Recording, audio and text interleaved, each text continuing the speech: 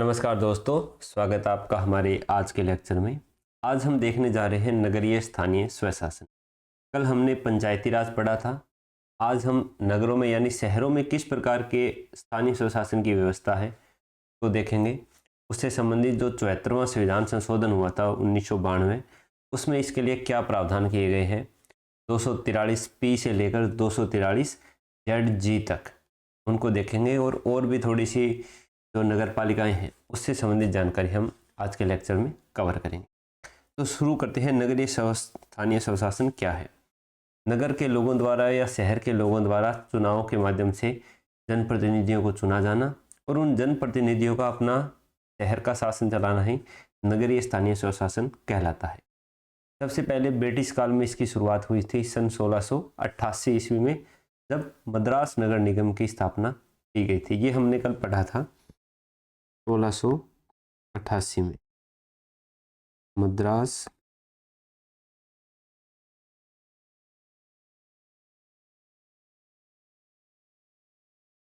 नगर निगम की स्थापना हुई थी। उसके बाद में 1864 में अगर हम अपने राजस्थान में देखें तो सबसे पहले माउंट आबू में नगर पालिका की स्थापना की गई थी। उसके बाद अजमेर में, ब्यावर में और जयपुर में नगर पालिकाओं की स्थापना की गई, लेकिन सबसे पहले 1864 में माउंट आबू में नगर पालिका की स्थापना की गई थी। इसके बाद 1870 में लॉर्ड मेयो द्वारा वित्तीय विकेंद्रीकरण का प्रस्ताव था वो लाया गया था। वित्तीय विकेंद्रीकरण।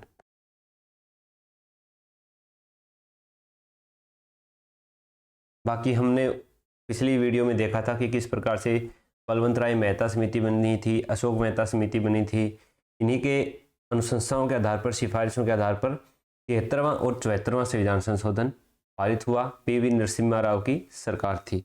उस समय किसकी सरकार थी? PV नरसिम्हा राव, 1992 में। 73वां संविधान संशोधन था पंचायती राज से संबंधित। 74वां संविधान संशोधन है नगरीय शासन यानी नगर निकायों से संबंधित। 74वां संविधान संशोधन तो 92। ये प्रभावी कब हुआ है? ये प्रभावी हुआ 1 जून 1993 से, और अपने राजस्थान में इसको कब लागू किया गया? 9 अगस्त 1994 को राजस्थान में लागू किया। तो क्या राजस्थान में इससे पहले नगरपालिका अधिनियम नहीं था? ऐसा नहीं है। राजस्थान में सन 1951 में ही राजस्थान नगरपालिका अधिनियम बनाया गया था। सबसे पहले राजस्थान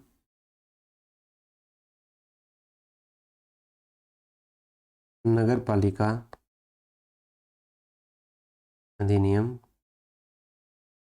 1951 बनाया गया राजस्थान। उसके बाद जब 1959 में जवाहरलाल नेहरू ने नागौर के बगदरी गांव से पंचायती राज व्यवस्था की शुरुआत की थी, उस समय दोबारा से इस अधिनियम को बनाया गया 1959 के अंदर। फिर जब ये 74वां संविधान संशोधन हुआ तो इसके बाद में राजस्थान नगरपालिका अधिनियम है वो बनाया गया, राजस्थान नगरपालिका पंचायती राज अधिनियम। उस समय इसका नाम था राजस्थान पंचायती राज अधिनियम 1994। गुड। आंटी ने दिया, मैं पढ़ा रहा हूँ ना, जाओ। इसकी में हाँ ठीक है, अब गेट बंद करो। हाँ ठीक है, गेट बंद करो आप। ठीक है, तो इस प्रकार से राजस्थान में नगरपालिका अधिनियम है वो बने थे 1994 में। तो ये हो गया। अब जो 74वां संविधान संशोधन हुआ उससे हमारे संविधान में कौन कौन सी चीजें ऐड हुई उनको हम देखते हैं। 74वां संविधान संशोधन 92। इसके द्वारा संविधान में भाग 9 क जोड़ा गया। इसको शीर्षक दिया गया नगर पालिकाएं। ठीक है, भाग 9 क में अनुच्छेद 243 पी से लेकर के, क्योंकि 243 ओ तक भाग 9 में पंचायती राज के थे, तो 243 पी से शुरू होकर के 243 जेड जी तक ये सारे अनुच्छेद हैं वो नगर पालिकाओं से संबंधित है, नगरीय निकायों के स्वशासन से संबंधित प्रावधान है। इसके साथ ही 12वीं अनुसूची जोड़ी गई। 12वीं अनुसूची में 18 विषय हैं जो अनुच्छेद 243 डब्ल्यू से संबंधित है।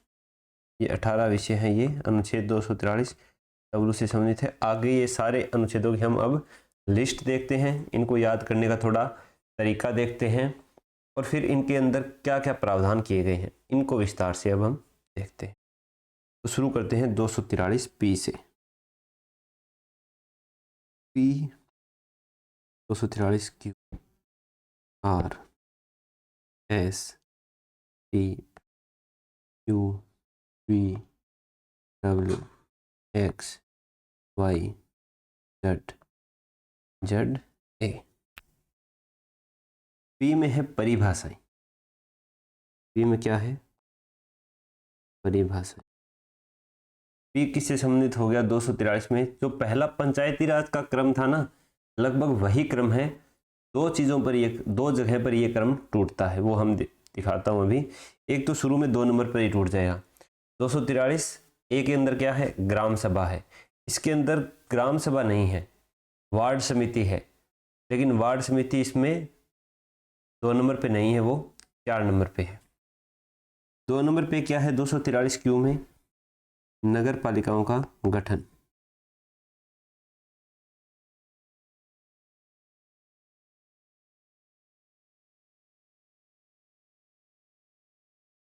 तीन पे है नगर पालिकाओं की संरचना।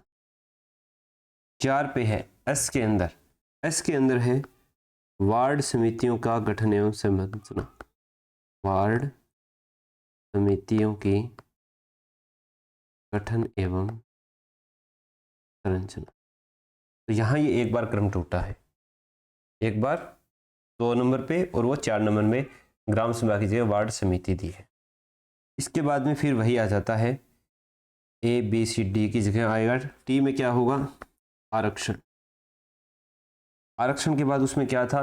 अवधि या कार्यकाल था ना, तो ये कार्यकाल।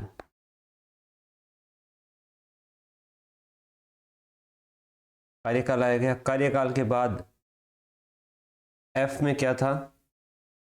सदस्यों की अयोग्यताएं। तो यहां पर आएगी सदस्यों की निर्भरताएं। ठीक है, क्रम से चल रहा है सब कुछ। कार्यकाल हो गया, सदस्यों की निर्भरताएं होगी। डब्लू में आएगा नगर पालिकाओं के कार्य, शक्तियां, प्राधिकार और उत्तरदायित्व। नगर पालिकाओं के कार्य, शक्तियां, प्राधिकार और उत्तरदायित्व क्रम से चल रहा है। के बाद है एक्स के अंदर है नगर पालिकाओं की कर लगाने की शक्ति और उनकी निधियां। कर लगाने की शक्ति,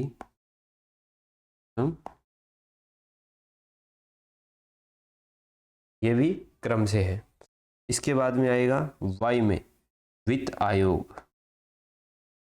राज्य वित्त आयोग नगर पालिकाओं के लिए। वित्त आयोग के बाद आएगा लेखाओं की संप्रेक्षा। लेखाओं की संप्रेक्षा।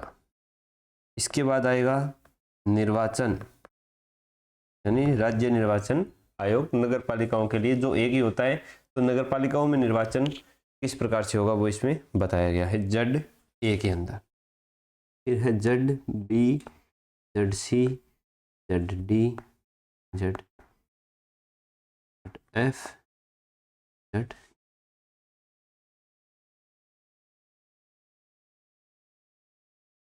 निर्वाचन हो गया। इसके बाद में जेड बी, वहां पर निर्वाचन के बाद में क्या था, यूटी पर लागू होना एल के बाद में, तो यहां पर भी ये क्या है, यूटी में लागू।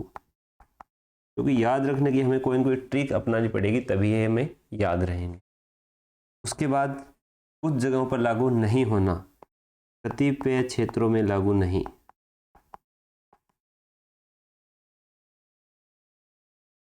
अब यहां पर क्रम टूट जाएगा। वहां इसके बाद क्या था कि विद्यमान विधियों और विद्यमान पंचायतों का बना रहना, लेकिन इसमें ये नहीं आएगा कि विद्यमान विधियों और विद्यमान नगर पालिकाओं का बना रहना। इसमें दो चीजें आ जाएगी। सबसे पहले एक जिला आयोजना समिति, जिला आयोजना समिति, और दूसरे पे आएगी महानगर योजना समिति, महानगर योजना समिति। ठीक है। अब आएगा एफ के अंदर, जेड एफ के अंदर आएगा विद्यमान विधियों, विद्यमान विधियों और नगर पालिकाओं का बने रहना, और जेड जी में आएगा न्यायालय का निर्वाचन संबंधी विधियों में हस्तक्षेप नहीं, न्यायालय का हस्तक्षेप नहीं। तो ये हो गया अपना, इसकी एक सारणी हो गई। इसको याद रखने का तरीका है, जो क्रम उसमें है वही क्रम इसी में है, वो याद कर लो, ये याद हो जाएगी। क्रम कितनी जगह टूटता है, 2 जगह टूटता है। एक शुरुआत में ही 2 नंबर वाली चीज 4 नंबर पे चली जाती है, वहां ग्राम सभा थी, इसमें वार्ड समिति है। बाद में टूटेगा जब कतिपय क्षेत्रों में लागू नहीं है, उसके बाद में वहां पर सीधा आएगा कि विद्यमान विधियों का बना रहना, लेकिन इसमें 2 चीजें जुड़ जाएगी। पहले जिला आयोजना समिति और महानगर योजना समिति। तो ये है सारे अनुच्छेद। अब हम इन अनुच्छेदों को एक एक करके देखते हैं कि इनके अंदर क्या प्रावधान किए गए हैं। सबसे पहले देखते हैं 243 पी। इसमें है परिभाषाएं। अब इसमें परिभाषाएं किस किस की है, परिभाषाएं है वार्ड समिति की, वार्ड समिति की, जिला की, जिला क्षेत्र की, जिला क्षेत्र नहीं है सॉरी, नगर पालिका की और नगर पालिका क्षेत्र की, नगर पालिका की, नगर पालिका क्षेत्र की और महानगर क्षेत्र की। इनकी परिभाषाओं का उल्लेख अनुच्छेद 243 ई के अंदर है। महानगर क्षेत्र की परिभाषा क्या है, जिन्हों कमर में चले जा अपना गेट बंद कर दे, कि जिस क्षेत्र की जनसंख्या है वो 10 लाख से अधिक है, 10 लाख से अधिक जनसंख्या वाला क्षेत्र है, और जिसको राज्यपाल ने महानगर विनिर्दिष्ट किया है, उस क्षेत्र को महानगर कहते हैं। हमें याद रखना है कि किसी भी क्षेत्र को नगर हो गया, महानगर हो गया, ये कौन घोषित करता है, ये राज्यपाल के द्वारा अधिसूचना जारी करके घोषित किया जाता है। तो ये हो गई महानगर क्षेत्र की परिभाषा हो गई। इसी प्रकार अगर किसी क्षेत्र को नगर का दर्जा देना है तो उसके लिए कुछ क्राइटेरिया हैं, वो इसमें बताए गए हैं। सबसे पहले कि उसकी न्यूनतम जनसंख्या है वो 5000 होनी चाहिए। इसके अलावा वहाँ कार्यशील व्यक्तियों का, कार्यशील व्यक्ति नहीं पुरुषों का, कार्यशील पुरुषों का 75% कृषि के अलावा यानी गैर कृषि कार्यों में, गैर कृषि कार्यों में कार्यरत होना चाहिए। और तीसरा है वहाँ का जो जनसंख्या घनत्व है, जनसंख्या घनत्व है वो कम से कम 400 व्यक्ति प्रति वर्ग किलोमीटर होना चाहिए। अगर ये क्राइटेरिया फुलफिल होता है उसके बाद राज्यपाल है वो किसी क्षेत्र को नगर घोषित करेगा। तो ये होगी 243 के अंदर परिभाषाएं होगी। इसके बाद है 243 क्यू में है नगर पालिकाओं का गठन। नगर पालिका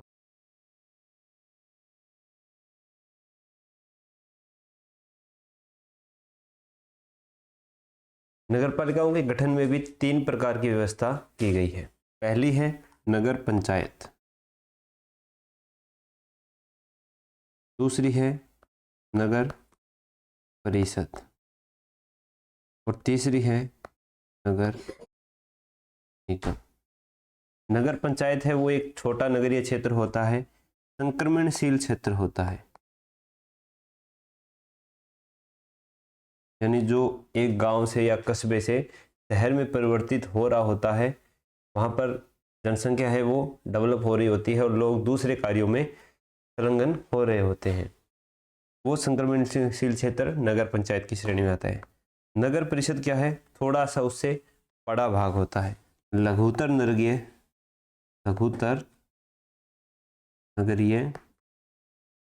क्षेत्र। और नगर निगम क्या होता है, रहित नगरीय। इसके द्वारा घोषित किए जाएंगे, राज्यपाल के द्वारा अधिसूचना जारी करके इनको घोषित किया जाता है। राज्यपाल किसी क्षेत्र को अगर औद्योगिक नगरी घोषित कर देता है तो वहां पर फिर नगर पालिका नगर परिषद है इनकी स्थापना नहीं की जाती है, ये आपको याद रखना। फिर है 243 आर, नगर पालिकाओं की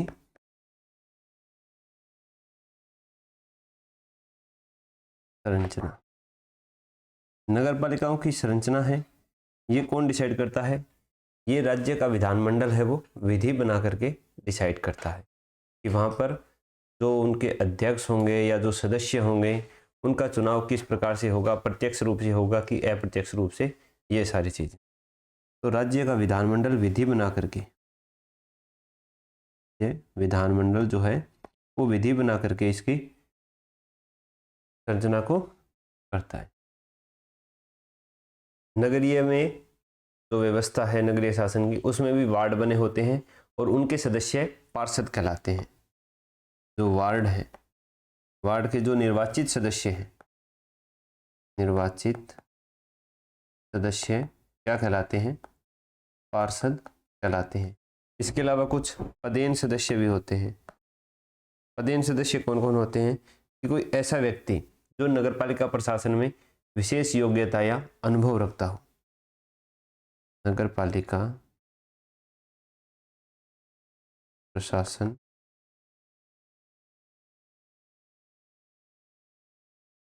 इस योग्यता या अनुभव रखने वाला व्यक्ति।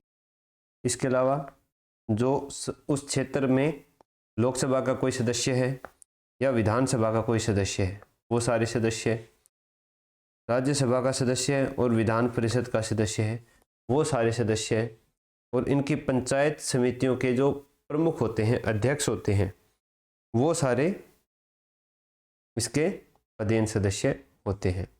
इसके अलावा 243 एस जो हम आगे पढ़ेंगे, वार्ड समिति, उसके जो सदस्य हैं, अध्यक्ष हैं, वो भी इसके सदस्य पदेन सदस्य होते हैं।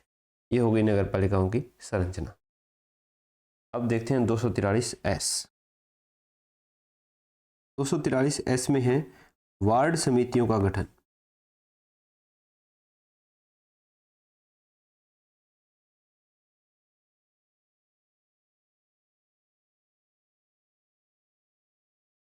वार्ड समिति क्या है, वार्ड समिति है कि अगर कोई शहर है जिसकी जनसंख्या 3 लाख या उससे ज़्यादा है तो वहाँ पर कई वार्डों को मिला करके एक समिति बनाई जाएगी जिसे वार्ड समिति कहा जाएगा। ये कैसे बनेगी, कितने सदस्य होंगे, इन सब का निर्धारण कौन करता है, राज्य विधानमंडल विधि बना करके करता है। ये हो गया वार्ड समितियों का गठन एवं संरचना। के बाद है 243 टी, इसमें है आरक्षण। आरक्षण वही है, SC ST को उसकी जनसंख्या के अनुपात में दिया जाएगा। SC ST को जनसंख्या के अनुपात में। ओबीसी का डिसाइड कौन करेगा? राज्य विधानमंडल। मतलब ये संवैधानिक प्रावधान नहीं है, राज्य विधानमंडल चाहे तो ओबीसी को आरक्षण दे सकता है, चाहे तो नहीं देगा। लेकिन महिलाओं के लिए 33% आरक्षण की व्यवस्था इसमें की गई है। और जो SC ST हो गया और जो महिला हो गई, इनके आरक्षण है वो सदस्यों के रूप में भी और अध्यक्ष के रूप में भी पद आरक्षित किए जाएंगे। ठीक है, ये हो गई इसकी आरक्षण की व्यवस्था हो गई। अब है 243 यू। 243 यू में है कार्यकाल या अवधि। इनका कार्यकाल भी प्रथम अधिवेशन से 5 वर्ष तक का होता है, लेकिन 5 वर्ष से पहले भी ये राज्य सरकार इनको विघटित कर सकती है। विघटित करने के 6 महीने के अंदर अंदर दोबारा चुनाव करवाने हैं। ये सारी चीज़ें हैं वो कार्यकाल 5 वर्ष। ठीक है, अगर जो नए चुनाव होने थे उसमें 6 महीने से कम समय बचा है और उस दौरान विघटित हो जाती है तो फिर नए चुनाव कराने की जरूरत नहीं है। फिर जो 6 महीने बाद यानी जो 4 महीने बाद 5 महीने बाद चुनाव होने थे वही चुनाव। फिर है 243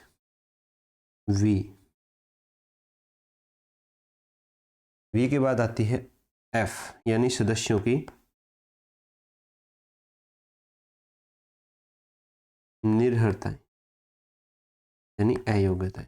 सबसे पहले तो उम्र 21 वर्ष है। बाकी राज्य विधानमंडल है वो विधि बना करके अयोग्यताओं का निर्धारण करेगा। इसमें कुछ बातें हैं कि एक व्यक्ति है वो एक ही वार्ड से चुनाव लड़ सकता है।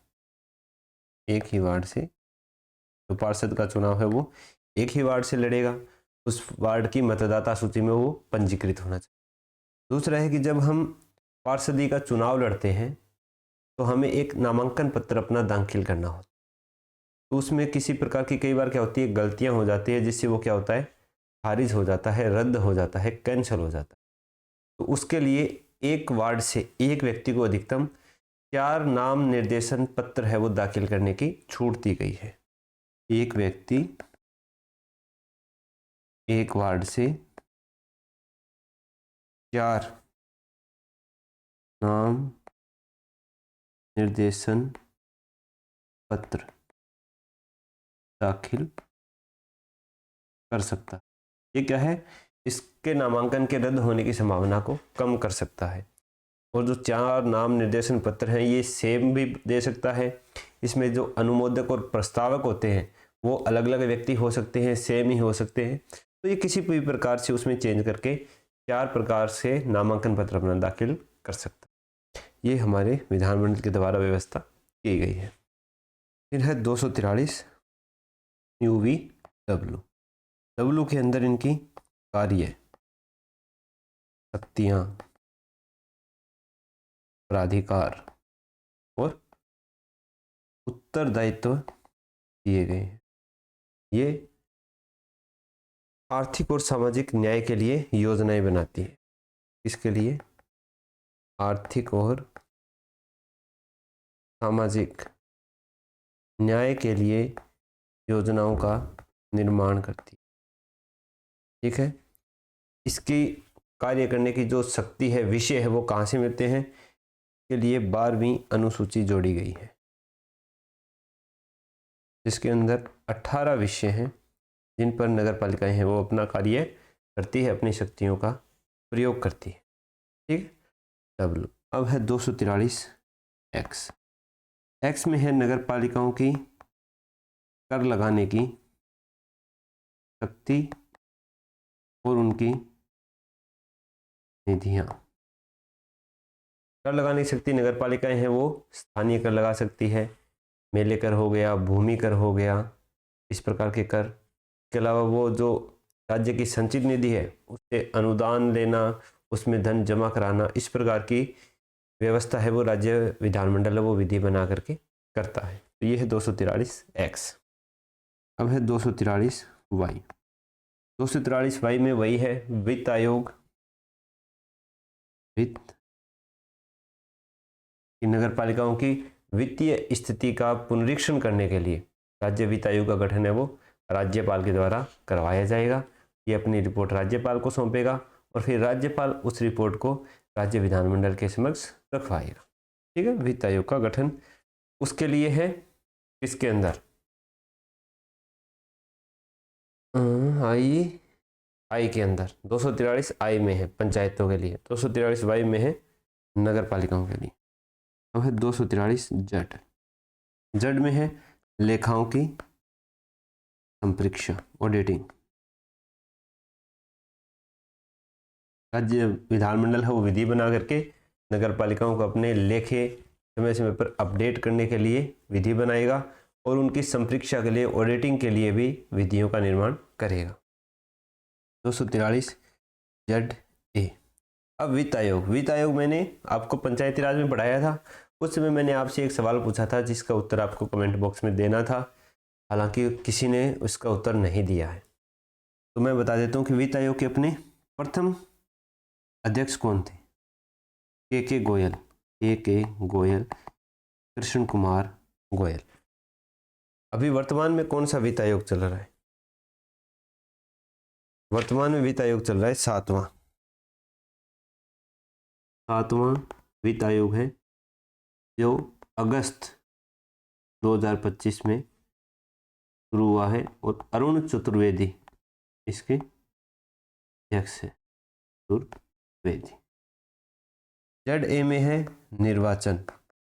निर्वाचन में राज्य निर्वाचन आयोग आ गया नगर पालिकाओं के लिए। पहले राज्य निर्वाचन आयोग के अध्यक्ष कौन थे? अमर सिंह राठौड़। वर्तमान मैंने आपसे पूछा था, अभी चेंज हुए थे ये सितंबर के अंदर, सितंबर 2025 में राजेश्वर सिंह।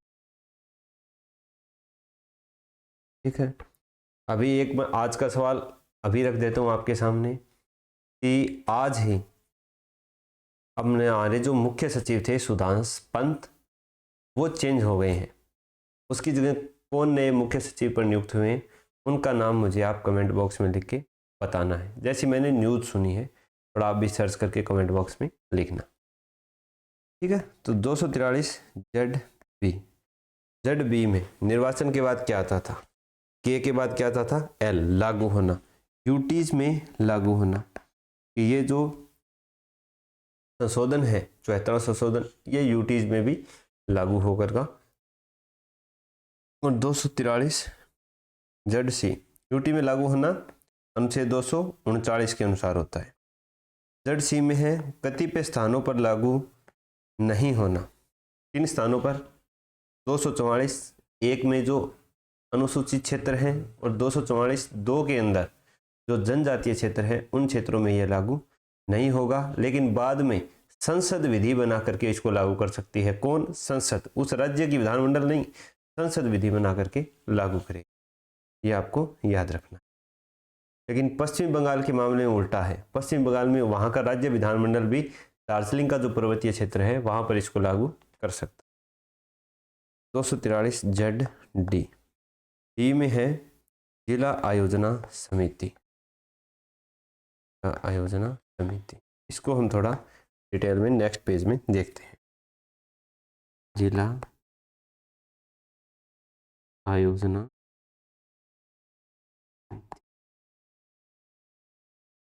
जड डी में का उल्लेख दिया गया है, तो ये संवैधानिक है। हमारे राजस्थान का जो पंचायती राज अधिनियम है 1994, उसकी धारा 121 में इसका जिक्र किया गया है, उल्लेख किया गया। इसमें कितने सदस्य होते हैं? 25 सदस्य होते हैं, जिसमें से 20 निर्वाचित होते हैं, 3 पदेन होते हैं और 2 मनोनीत होते हैं। 20 कौन होते हैं? निर्वाचित। 3 कौन होते हैं? पदेन। 2 कौन होते हैं? मनोनीत। मनोनीत कौन करता है? राज्य सरकार। पदेन कौन कौन होते हैं? एक होता है डिस्ट्रिक्ट कलेक्टर, जिला कलेक्टर। एक होता है सीईओ, मुख्य कार्यकारी अधिकारी।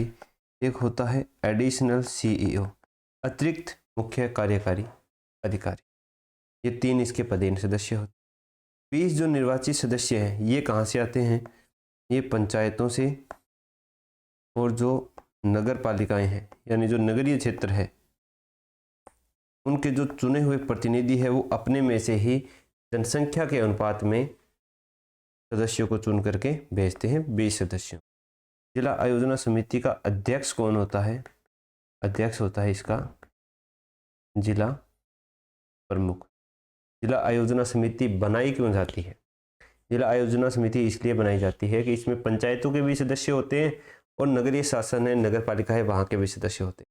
तो एक ग्रामीण और शहरों का एक समेकित प्लान, एक कंक्लूडेड प्लान है जो दोनों पर फिट बैठता हो, ऐसा प्लान बनाया जाता है, ऐसी योजनाएं बनाई जाती है। फिर उन योजनाओं को जिला प्रमुख है वो राज्य सरकार को भेजता है। तो ये हो गया इस जिला आयोजना समिति जिसका ZD के अंदर उल्लेख है और ये एक संवैधानिक संरचना है, संवैधानिक इकाई है। इसके बाद है 243 ZEDEF। इसमें है महानगर योजना समिति। महानगर योजना, इसकी संरचना कैसे होगी वो राज्य विधानमंडल विधि बना करके डिसाइड करेगा, लेकिन कम से कम 2/3 सदस्य निर्वाचित क्षेत्रों से आएंगे। जो इसके नगरीय शासन के जो निर्वाचित सदस्य हैं, पार्षद हैं और जो पंचायतों के अध्यक्ष हैं वो इसमें 2/3 सदस्य होने जरूरी है। 1/3 है वो मनोनीत या पदेन सदस्य राज्य विधानमंडल विधि बना करके डिसाइड कर सकते। अब है 243 ZF के अंदर वही है विधियों और नगर पालिकाओं का बना रहना। विधियों का प्लस नगर पालिकाएं जो पहले से चली आ रही है वो तब तक बनी रहेगी जब तक राज्य विधानमंडल है विधियों को निरसित नहीं कर देता है या नगर पालिकाओं को विघटित नहीं कर देता। 243 ZG के अंदर वही है कि अगर राज्य निर्वाचन आयोग है वो परिसीमन करने में या स्थानों का आवंटन करने में कोई सी विधि को बनाता है तो उस विधि को न्यायालयों के अंदर चुनौती नहीं दी जा सकती। ये है ZG, न्यायालय का हस्तक्षेप नहीं। न्यायालय का हस्तक्षेप। तो ये हो गए अपने सारे यहाँ पर कंप्लीट। अब आता है कि क्या नगरीय जो शासन है उसके अध्यक्षों को भी हटाया जा सकता है? जो सभापति है, महापौर है, उनको, अध्यक्षों को, तो उनको भी वही प्रक्रिया है, 3/4 बहुमत से हटाया जा सकता है। राइट टू रिकॉल, ये एक अवधारणा है जिसमें किसी निर्वाचित प्रतिनिधि को दोबारा जनमत संग्रह के द्वारा बहुमत से पारित करके उसको हटाया जा सकता है। सबसे पहले ये लॉस एंजल्स में शुरू हुआ था, USA में 1903 के अंदर। बाद में 2001 में ये MP में, 2008 में छत्तीसगढ़ में लागू हुआ और राजस्थान में इसको 2011 में अपनाया गया और दिसंबर 2012